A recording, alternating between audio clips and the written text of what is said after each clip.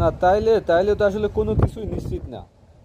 মানে দেখলাম এই যে বাচ্চা যদি পেটের ভিতর থাকে, পেটের ভিতর থাকা অবস্থায় তারা এন্ডোস্কোপি করে বিভিন্ন চিকিৎসা পরীক্ষা নিরীক্ষা করে তারা বলিয়ে দিত যে আপনার মেয়ে হইতেছে অথবা আপনার ছেলে হইবে, ঠিক আছে? এই জিনিসটা কিন্তু তারা বলিয়ে দেয়। এখন জন্ম নেওয়ার পরও মনে করবেন আপনি মানে আপনার সন্তান আপনি নিজ স্বচক্ষে দেখে সব কিছু, তারপর আপনি বলতে পারবেন না যে আপনার ছেলে না মেয়ে।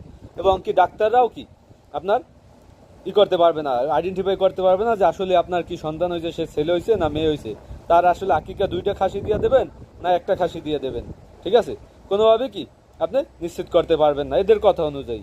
যে জায়গায় এরা বইয়ে স্পষ্টভাবে লিখে দিয়েছে যে কি তার শারীরিক গঠন সম্পূর্ণ ছেলের মতো। বইয়ের প্রথম যে দুইটা লাইন, এই গল্পের প্রথম দুইটা লাইন, সে জায়গায় সুস্পষ্টভাবে লেখা যে তার শারীরিক গঠন ছেলেদের মতো। কিন্তু একটা সময় যাইয়ে তার মনে হয়েছে মনে মনে সে মেয়ে।